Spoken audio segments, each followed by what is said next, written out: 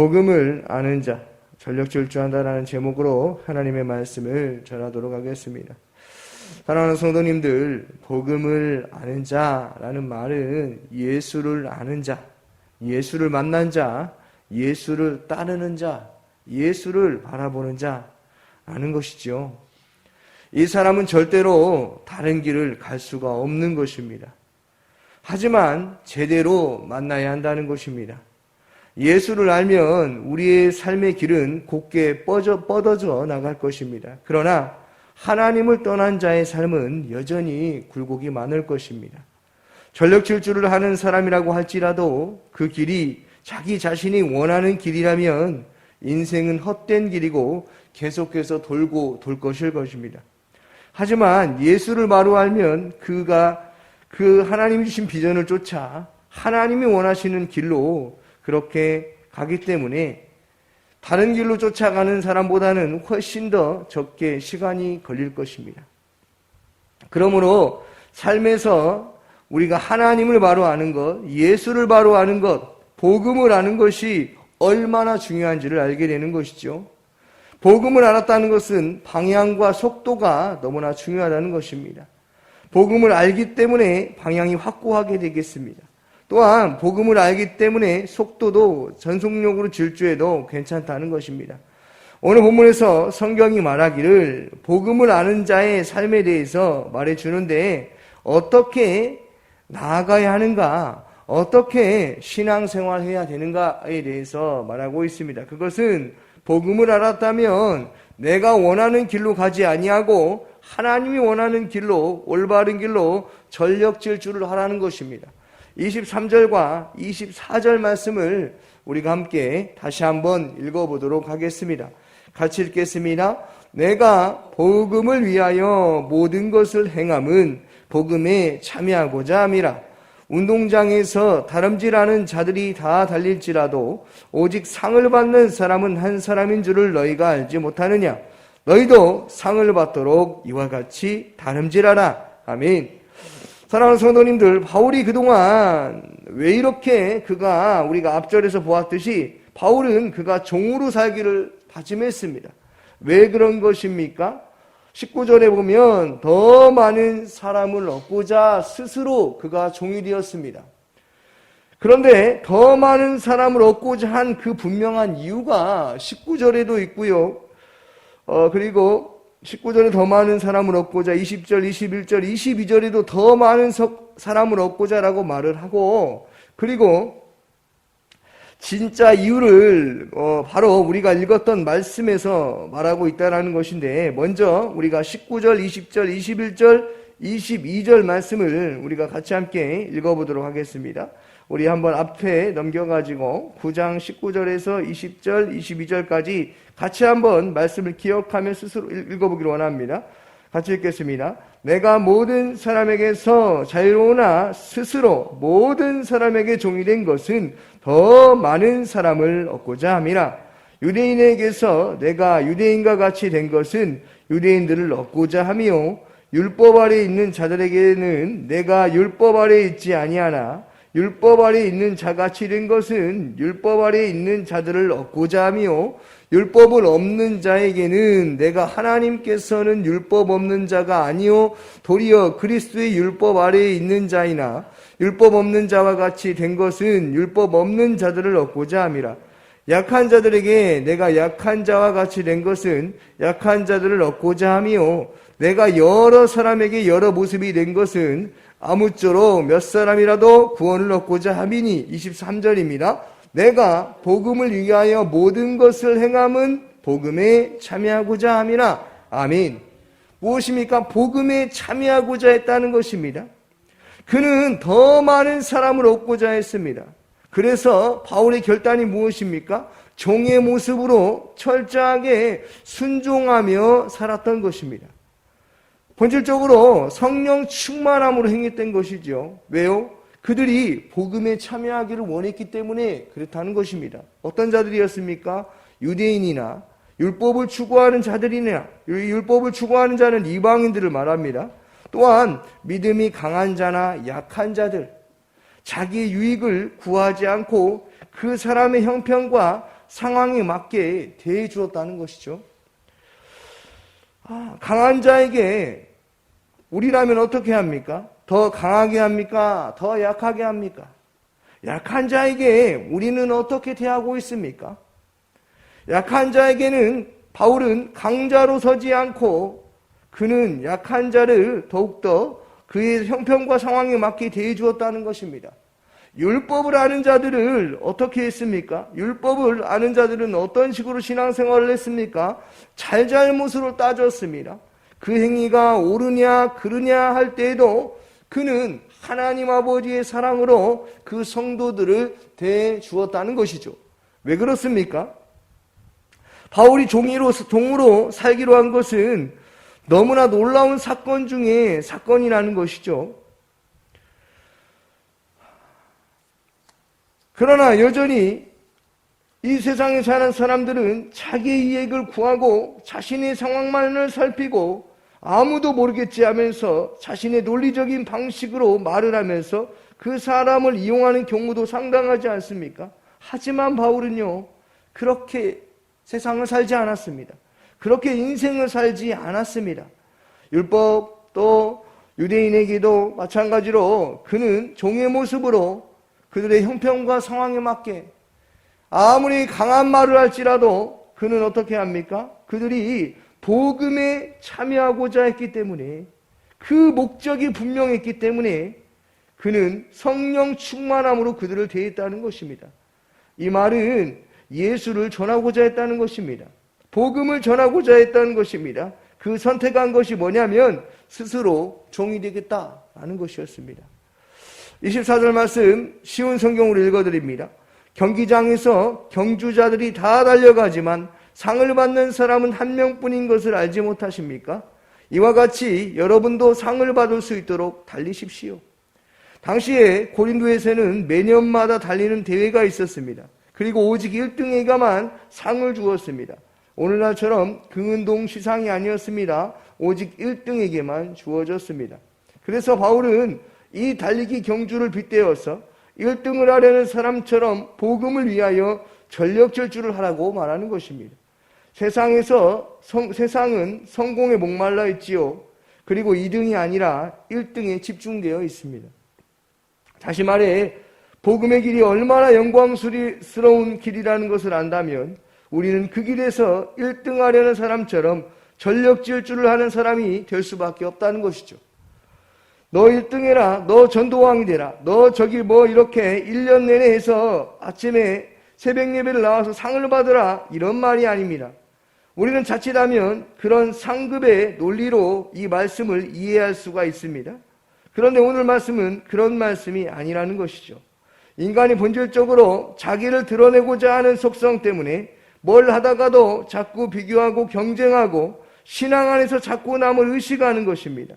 남을 의식하는 신앙생활이 아니라 하나님을 바라보고 전력질주를 하는 신앙생활을 해야 한다는 것이죠. 이 말은 목적이 정해져 있다면 그 목적이 합당한 삶을 살아가야 한다는 것입니다.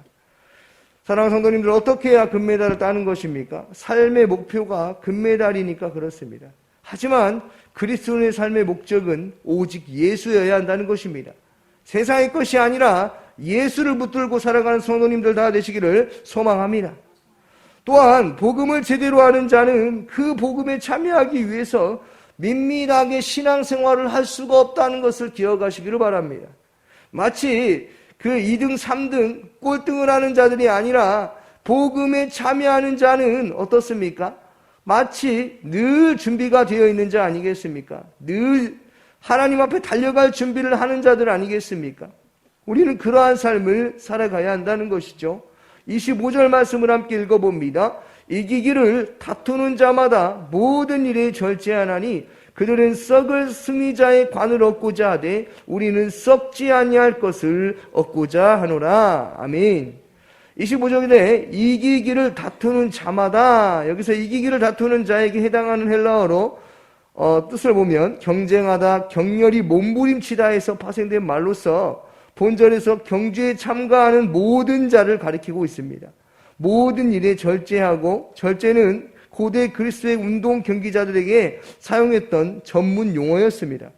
그들은 통상적으로 10개월가량의 고된 훈련을 받았습니다.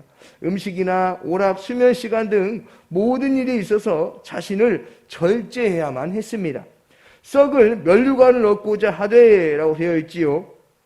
25절에 고린도 지역에서 개최되었던 이스마안 경기에서는 승자에게 월계수나 솔잎 또는 어린 파슬리 잎을 엮어서 만든 화환을 머리에 씌워 주었습니다.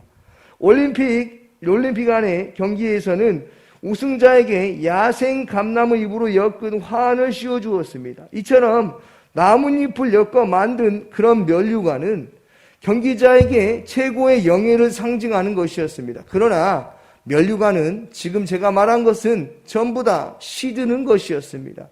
그것을 쓴 우승자에게 영예 역시 덧없는 것이었습니다.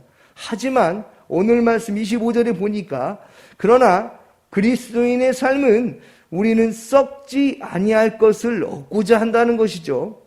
운동 경기자가 목표하는 면류관은 일시적인 것이지만 그리스도인들이 추구하는 면류관은 영원한 영광의 면류관이라는 사실을 기억하기를 바랍니다. 따라서 그리스도인들은 운동 경기에 참여하는 선수들 못지않게 세심한 주의를 기울여 그 목표를 향해 나아갈 만한 충분한 가치가 있다는 것이죠. 26절 말씀도 함께 읽어봅니다. 그러므로 나는 다름질하기를 향방 없는 것 같이 아니하고 싸우기를 허공을 치는 것 같이 아니하며. 아멘. 26절에 향방 없는 것 같이 아니하고라는 말은 달리기 선수들이 목표와 방향을 분명히 정하고 경기에 임하는 것을 비유로 삼으면서 바울 자신도 목표와 방향을 확고하고 분명하게 인식하면서 신앙생활을 했다는 것을 말하고 있는 것입니다. 바울은 달리기 경주에서 권투 시합을 바꾸어서 향방 없이 싸우지 아니하고 허공을 치지 말라고 말하고 있습니다. 이는 권투 시합 이전에 상대방 없이 혼자 연습하는 것을 말합니다. 그만큼 준비되었다는 것이죠. 어떻게 해요? 신앙생활을 할 준비, 하나님 앞에 나아갈 준비, 말씀과 기도로 성령 충만함으로 살아갈 준비를 했다라는 것입니다. 복음을 전할 준비를 했다라는 것이죠. 무슨 말입니까? 우리의 싸움은 혈과 육의 싸움이 아니라 영적 싸움이었다는 것입니다. 늘 바울은 영적 싸움을 했습니다. 우리 역시도 마찬가지죠. 늘 영적 싸움을 하지 않습니까? 영적 싸움을 하지 않는 사람은 어떻습니까? 여전히 똑같은 삶을 살아가고 있지는 않습니까? 27절 말씀도 함께 읽어봅니다. 내가 내 몸을 쳐 복종하게 함은 내가 남에게 전파한 후에 자신이 도리어 버림을 당할까 두려워함이로라. 아멘. 27절을 보면 문자적으로 눈 아래 부위를 친다는 뜻입니다. 이 말은 매우 사실적인 표현으로 당시 권투 선수들이 상대방 얼굴 부위를 공격하는 것을 말하는 것이죠. 이와 마찬가지로 자신의 싸울 대상이 자기 몸이라는 것을 말하는 것입니다. 이는 세속적이고 육체적인 욕구를 제어하여 그리스도를 섬기기 원하는 자신의 의지를 꺾어 내렸다는 것이죠. 이 말은 바울이 자신의 몸을 쳐서 패배시킨 후에 이제는 온전히 복종시켜 종이 되었다라는 말입니다. 바울은 그의 육체적인 본성뿐만이 아니라 정신적인 죄의 성향과 욕망까지 복종시키려 했던 것이죠. 사랑하는 성도님들, 이게 됩니까? 우리가 아무리 세상과 죄의 유혹에서 빠지지 않으려고 노력하고 또 노력해도 이것이 우리의 힘으로 되어지지 않는다는 것을 우리는 알고 있지 않습니까? 성령 충만함으로 오직 주님이 함께 하셔야만이 우리는 이 모든 유혹에서, 모든 부정적인 생각에서 우리는 이겨낼 수 있는 자들입니다. 그러므로 주님 없이는 단 한순간도 살 수가 없다는 것을 기억하시기를 소망합니다. 27절에 버림을 당할까 두려워함이로라라는 것은 지옥 갈까 두려워한다는 의미가 아니라 문맥적으로 보면 바울은 24절부터 경기하는 자와 1등에 대해서 언급하고 있습니다. 경기자는 이미 구원을 받은 자들로서 1등을 위해 땀 흘리고 있는 그리스도인을 말하고 있지요. 불신자는 어떻습니까? 1등을 위해 달리지 않습니다. 목적과 방향이, 향방이 전혀 다른 삶을 살아가지 않겠습니까? 따라서 바울이 버림받는다는 말은 지옥에 간다는 심판을 언급하는 것이 아니라 그리스도인이 받아 영광을 받지 못하게 되는 것을 말하는 것입니다.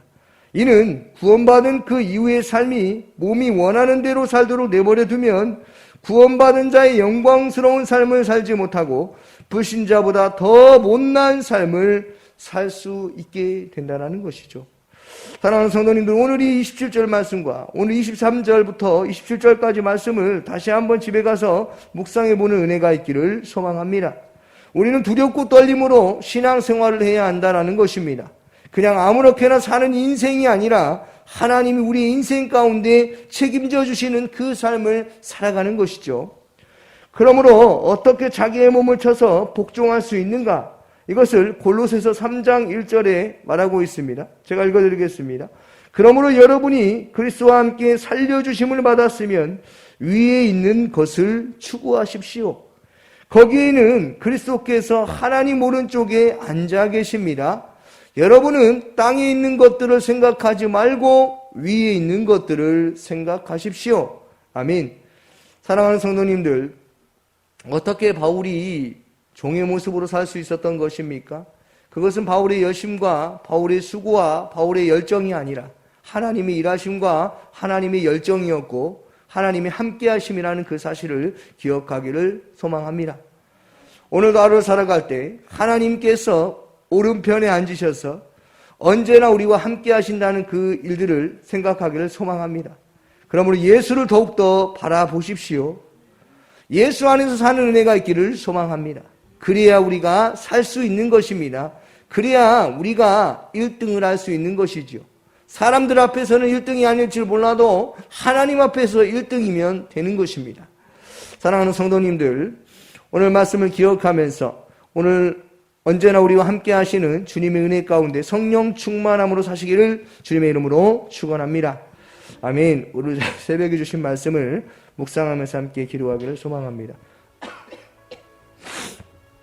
유치부를 위해서 기도하여 주시고 유치부 아이들과 섬기는 교사 순장님들을 위해서 기도하여 주시기 바랍니다.